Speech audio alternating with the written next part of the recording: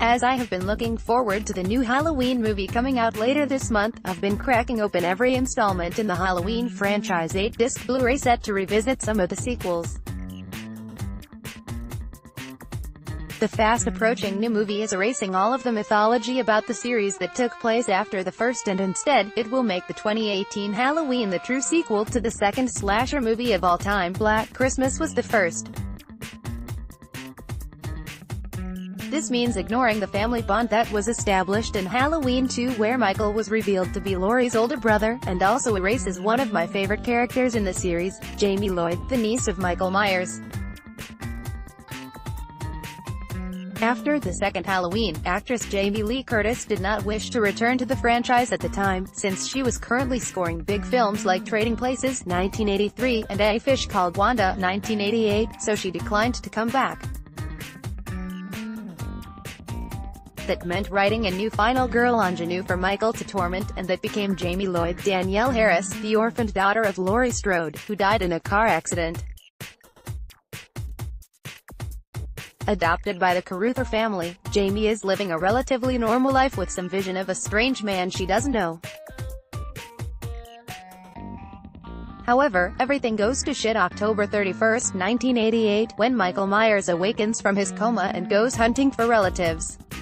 Now, full disclosure, I do not think that Halloween 4, The Return of Michael Myers, or Halloween 5, The Revenge of Michael Myers are great movies, but I do enjoy them very much because of the relationship between Jamie and Michael in the two films. I'm not counting Halloween, The Curse of Michael Myers, because I just can't even. What makes Jamie such a good protagonist in the first two movies is not only Harris's fantastic performance, but also the fact that she as a child was being thrust into these terrible situations. We see her mocked by her peers for being the niece of Michael Myers, the deep insecurity and sadness she feels over the loss of her family, and the anxiety that her foster family will never truly accept her. There is also the feeling that she and Michael are linked when she sees him in her dreams and has visions of him as he slowly awakens. Then there is the clown costume.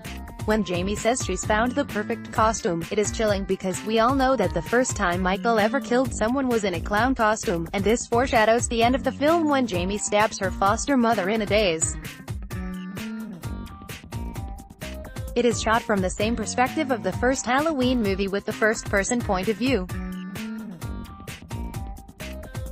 Whoever kept in those scenes of Donald Pleasance yelling "no" like that in this movie should have been fired.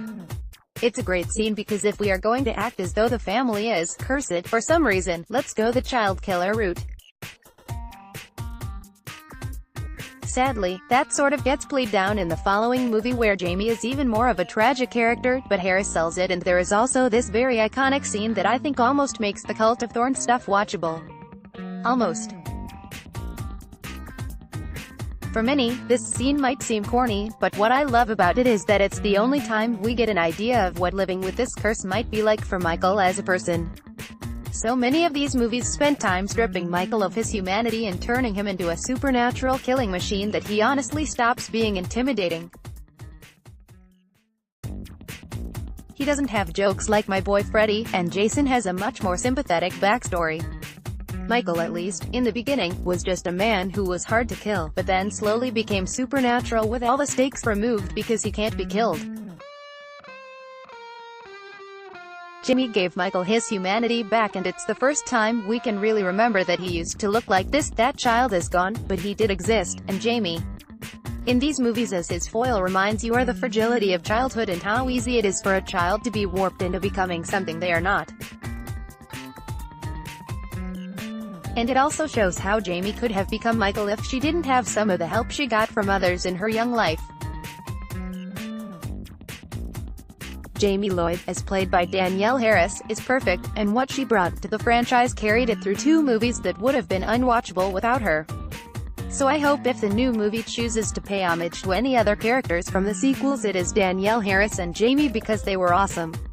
What did you think of Jamie Lloyd, Halloween fans, and who are some of your favorite final girls? Image, 20th Century Fox. Want more stories like this? Become a subscriber and support the site. The Mary Sue has a strict comment policy that forbids, but is not limited to, personal insults toward anyone, hate speech, and trolling.